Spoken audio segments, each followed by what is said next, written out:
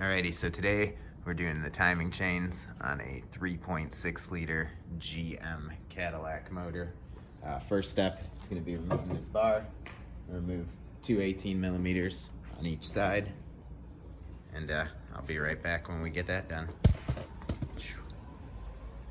Alright, as you can see, took that guy off. Once you take it off, just put the bolts right back on so you don't lose them. We'll be bagging off any bolts that we can't put back on. And our next step, face it towards you here. But our next step is going to be removing this little cloth shield. There's two little push clips that hold it in, so I'm going to pop those up. Then there's a plastic little mounting bracket over there. We're going to remove that, and we'll be right back. So little push clips that hold these guys in, there's two of them here. The trick is you're basically going to want to take a flathead blade and pop that guy up. There's going to be a little indentation there, like right there. You're going to pop him up, and that's what's actually going to, God, I'm not going to be able to do it with my fingernails here, but popping that up will allow you to compress this and take it out. Kind of a pain in the ass to get out, so just look on top of them. It's not a regular push clip. You want to actually separate it and pull the little pin out. So now it just comes out. On to the next piece. We are going to remove this bracket here. It looks like it, not even really much of a bracket there, but we'll get that down, and then we'll start unplugging some stuff, and we'll be back. All right, so this bracket was held by two 10 millimeter bolts. One of them's right there. One of them's right there. Once you get those gone, just remove it. Our next step is going to be unplugging all the hoses and stuff, and then we're going to take this intake manifold off. So we'll be back shortly. Okay, so little tips. Before you start taking the intake manifold off, there's one bolt with this bracket right here. It's going to be a 10 millimeter. You're going to need a wrench for that. You're going to have to take that off. You have to disconnect this PVC line. You're going to have to unbolt this 10 millimeter, take this bracket off. You're going to have to unbolt this 10 millimeter, take that bracket off, remove this one to get that bracket. You have to remove this one for this bracket. And then you're gonna have to pull this PVC line out here, and the PVC line out here, this one, and then you can actually disconnect this PVC line. You see a tease, it goes into the valve cover right here. So we'll disconnect that from the valve cover, pull all the PVC lines out, and then everything's disconnected, and we can start taking this manifold off. So I'll get back. So I don't know if it's everyone, but I figured I'd throw this in here too. When I was taking off the PVC line on here, the tab that you have to push to release it was actually completely on the bottom. So when facing it, you see this little clip right here, and you're gonna actually have to push that back in order to release it off. So that's how the ones on the valve cover are gonna be too. So then we'll be back once we pull all that stuff off. All right, there you go. There's the PVC line removed. On to the next step. All right, guys, next we use a flathead screwdriver here and here. We took the intake off with its little EGR tube, or I don't think that's an EGR, just another vacuum line. And then we took the intake off. I'm going to show you guys here. There's one bolt here. Next bolt's right there. Next one's right there. Then right there. And right there, and the last one was right there. A total of 6 bolts holding that top part of the intake on. So now we should. Oh yeah, that bracket over here. I forgot about that. Bracket's holding me in. So I'm gonna take all the bolts all the way out. I'll be right back. I'm gonna remove the bolts. There's actually a mounting bracket right here. It kind of stops it, so I'm gonna have to kind of lift it up on an angle to the left there. So I'll be right back. All right, so it's just one bolt that holds that bracket on that was in our way. So I just removed that, and then I think essentially now it should lift off. Yep, lifts right off. We got a couple plugs, one in the front of the throttle body, and then we got a looks like a mass airflow plug in the back. So I'm gonna get those undone, and we'll be right back with that intake off. So we got all the plugs undone. Our intake manifold comes off. I'm gonna set this guy aside for a bit. Not actually that dirty inside, which I was expecting.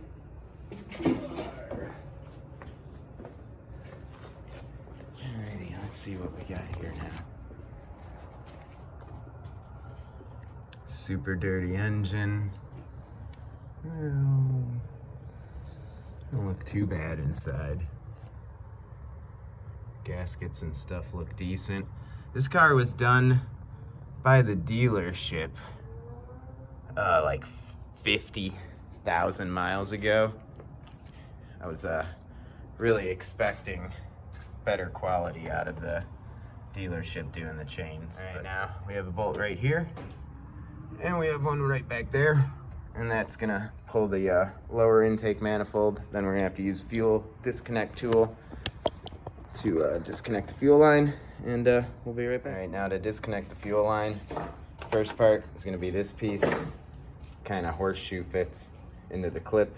Just use a screwdriver in the back, pry this part off of the fuel line, and then you can just slide it right off. You see it goes in there. So you just push the back part up and then just slide it forward.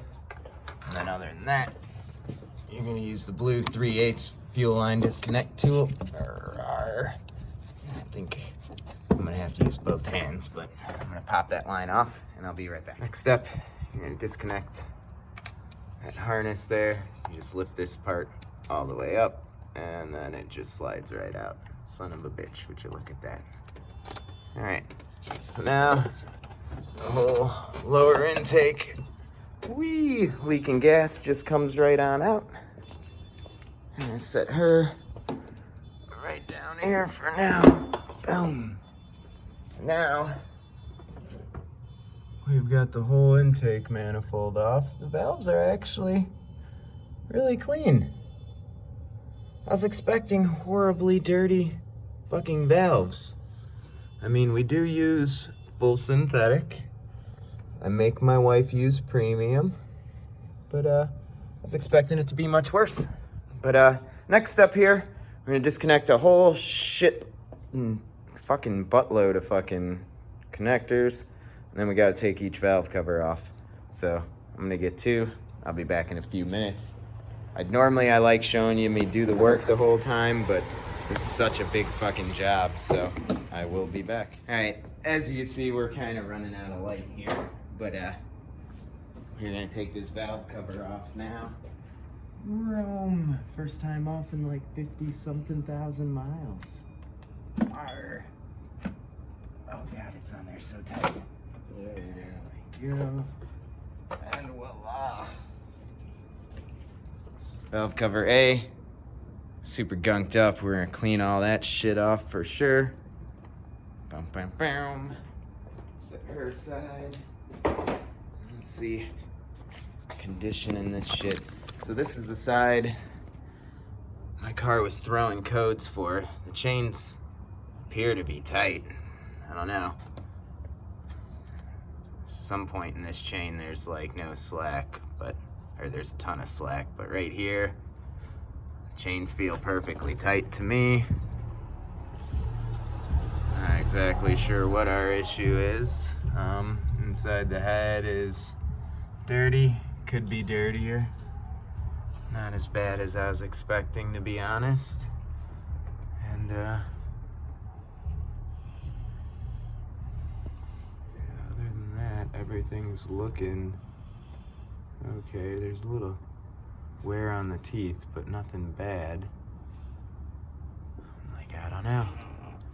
Everything seems okay. That chain definitely isn't like scary loose at all. I mean, it's a little loose, but I don't know. It just started throwing the code though, so I'm not the type that waits until it starts clanking like a motherfucker. It honestly wasn't making any noise, but if one of the chains is loose, I'm not dealing with that shit. It's interference motor.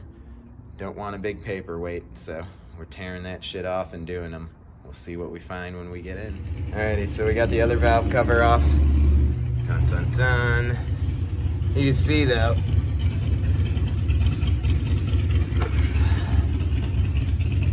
This one's definitely got more play in it. Not a lot, barely noticeable, but the one that's throwing a code definitely has a slight bit more play than that one. I'm honestly really impressed going over everything. The timing chains look really new. The timing marks are still super clean. If you look in there, my valves are all shiny and fucking nice. All the seats are nice and shiny.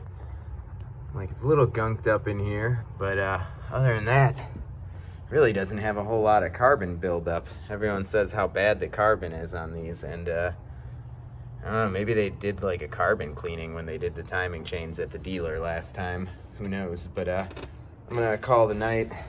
It's getting dark outside and our light sucks right now, so I'll be back tomorrow, and we'll get the rest of this cover off and go from there. All right, so starting over here on day 2, taking out the radiator fan. There's a bolt here. You gotta pop all these AC lines off. There's another bolt. It's right down here. It's hard to see. Same thing on this side. There's a bolt that's right here, and then one right underneath the fan on that side. You gotta unplug the 2 plugs. I had to take the air box out right there. It's just one bolt here, one bolt right there, and it came right out. And then be back in a minute. We're gonna take that fan out. Alrighty, so we got that radiator out. Again, here's looking from the top. First mounting bolt's there, second one's here. There's gonna be AC lines in here, and there's another clip, I think it's against the car. But you're gonna have to unclip the AC lines in order, or I actually think they might be power steering lines, but you're gonna have to unclip the lines to get to it. And then on this side, we got mounting bolt A, mounting bolt B.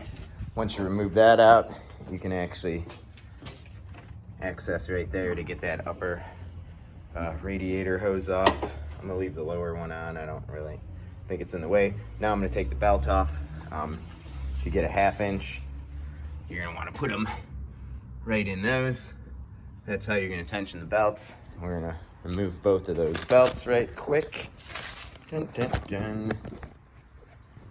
And then to remove those tensioners themselves, it's gonna be a 15 millimeter bolt. Let me see if I can put my light on. It's hard to see here. All right, here we go.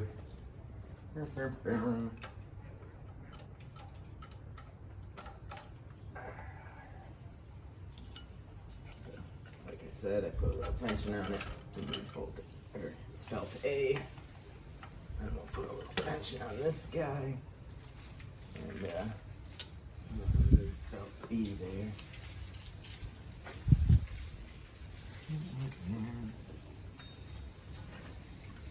There you have it. Now we got both of the belts removed. Yeah. You can see both of the belts are now removed. We're gonna take off the bolt that holds the tensioners on. There's 2 tensioners. It's gonna be a 15 millimeter bolt on each. Take those off and we'll be right back.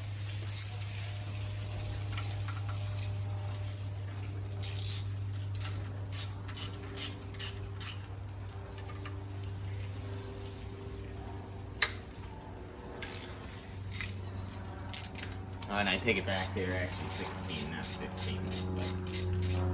But needless to say, 16 millimeter bolt, and you remove these guys.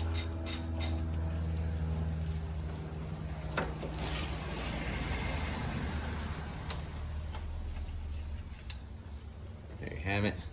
Just 2 tensioners. I'll remove the other one, and we'll move on with this. All right, so our next mission here is going to be to get rid of the alternator here. We have a mounting bolt right here. We have a mounting bolt right here. There's one actually right around this corner here. And it looks like we got one right here and possibly one right there. So we'll get to that. I know from seeing other tutorials, because I don't have a shop manual, I'm just kind of freeballing it on this one. But behind the alternator, there's going to be another bolt. When we get there, I'll show it to you. But I'm going to go ahead and loosen these. I feel like this is going to take like 15-20 minutes. So we're just going to cut it here, and then we'll be back when everything's loose. Another little short update.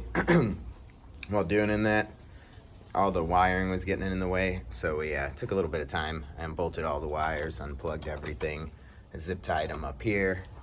We pulled the was it the brake fluid power steering reservoir, zip tied it up here, zip tied the wiring harness over there, and then took the little hose off of the water pump.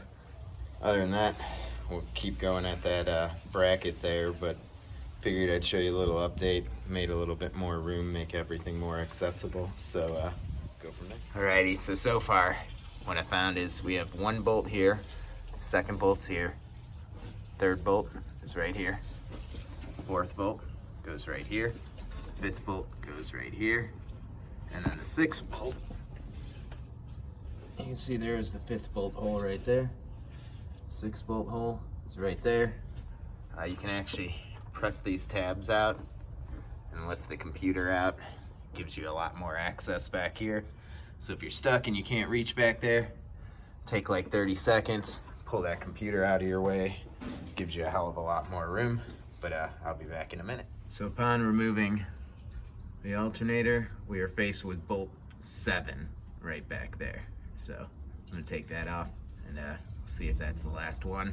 Thought they said online there was 6, but hey, I found 7. All right, so I don't know if maybe when GM did it at the dealership, they were pulling a joke on me, but that bolt is a 14 millimeter. Every other one on the bracket is a 15.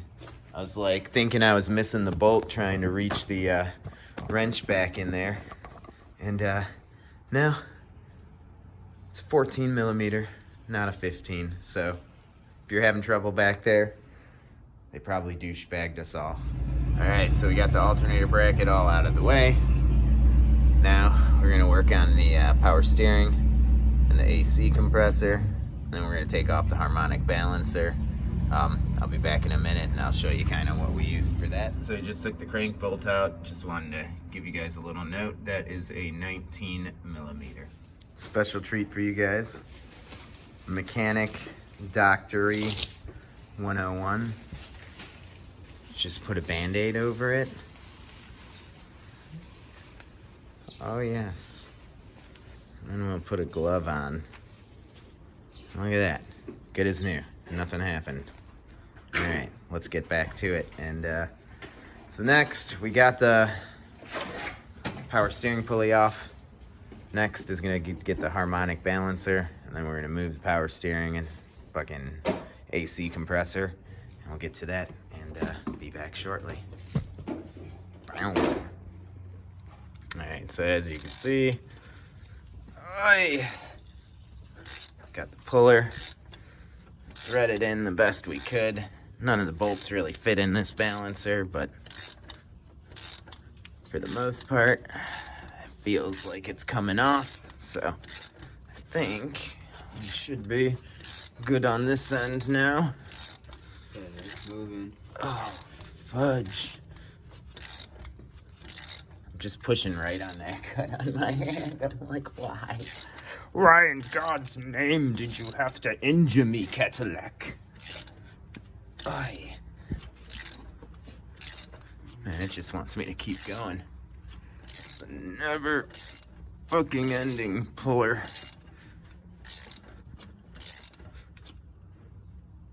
Oh, it's like 99% of the way off though. Yeah, that's a... You can see the little shaft it's pushed on. Look at that guy right there. That was that fucking jagged Cadillac fucking razor blade waiting to fucking slice your hand open.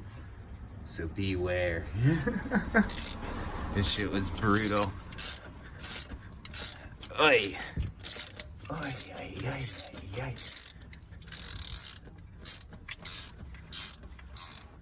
You're there. Yeah, it's off. Oops. And there you go. So, get back in a minute once we get these guys broken loose. But, so you can see, that's a little gear puller that we used to remove it. Right there. Nice and easy. So, be back in a moment with the next step. Forget. Next, I'm going to take off this plate. We got 13mm bolts. There's one here. There's one here. There's one here. Not sure if that one's it yet. I'll let you know in a minute. There's one here. And yeah, that's it. None up there. So I'm going to take that plate off, and then we'll get to the power steering pump. Alrighty, so there's that front cover plate, that 5th bolt there. That is needed. And then as you can see, it just kind of pulls off.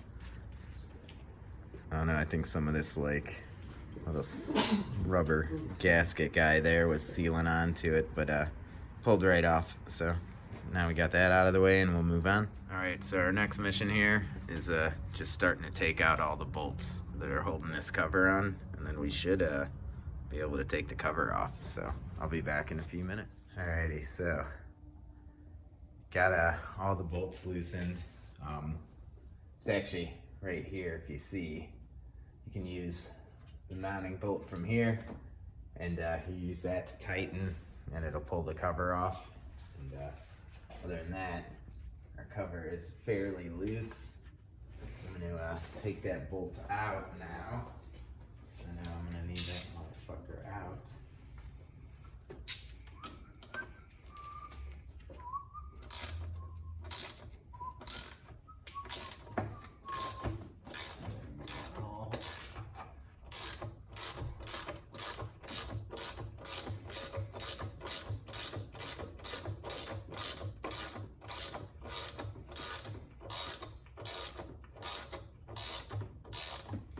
Started getting dark out again. I'm like, of course I start at like 2 o'clock and freaking daylight savings time is dark at 5, so.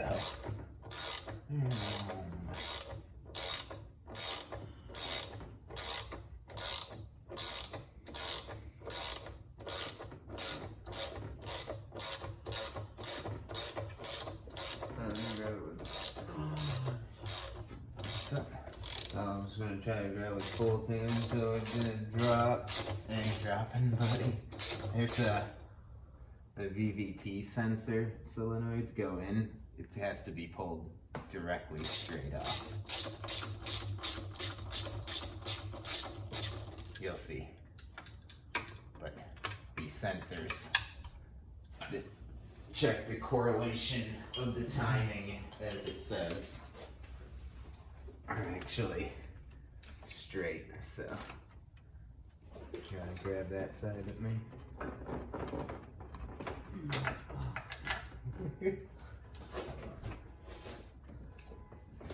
So I got my side all nice and loose.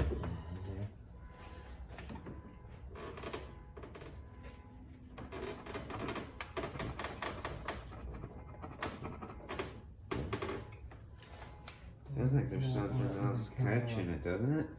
It's the RTV. It's RTV there that's stuck.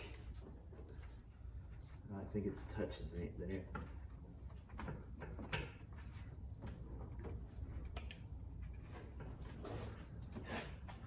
Let's see. I don't see nothing touching nowhere. Is one of the bolts not all the way loosened?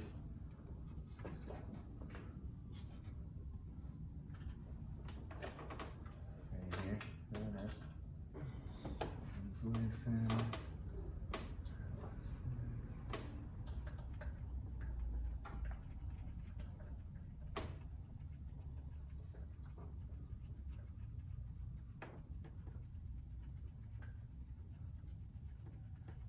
Some RTV here is stuck. And right here. Look at RTV everywhere.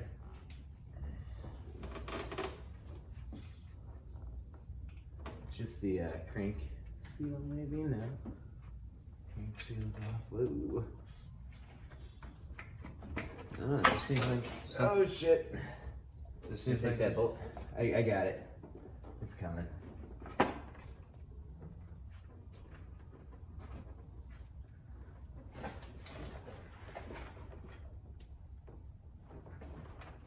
These VVT sensors are being a fucking pain in the butthole. I got the two out on this side. Ay. And here's the whole timing kit. Those VVT sensors like get hung up, kind of a bitch to get out. I'm gonna set the timing cover down here. A little bit of coolant leaking out of it. You can see the condition. Set it in a bag. We'll, all right, so I got this Cadillac 3.6 liter motor all torn apart. It's cool. They're notorious for the clunked up valves because the direct injection, but as you see, my valves are actually really clean. No worries on there. But so after quite a bit of work, we got the whole timing cover off, and so I was having a P008 and a P0017, which meant the correlation between this cam gear and that idler was not correct. So long story short, after removing the valve covers and stuff, I mean, you can see the chain, it's got a little tiny bit more slack than the other side, not very noticeably. But now that I have the cover off, you can see the actual symptoms that the chains are stretched. So we come over here, here's the lower chain, and then this is the driver side chain. And so long story short, we got the tensioner right here. And if you look at how wide the tensioner is out, this chain is still within specs to where it's not stretched. Then you come over to this side, which is tight, but with the same finger, look at how much that is super stretched. The tensioner here is completely maxed out, and it's not able to tension anymore. So from this point on, if I were to have kept driving on it, this chain would have gotten a lot of slack in it, and then I would have had my valves kissing the pistons, and the motor would be junk. So doing the long, shitty job now, but I've replaced the chains, all the tensioners, idlers, and car will be good as new. Yeah.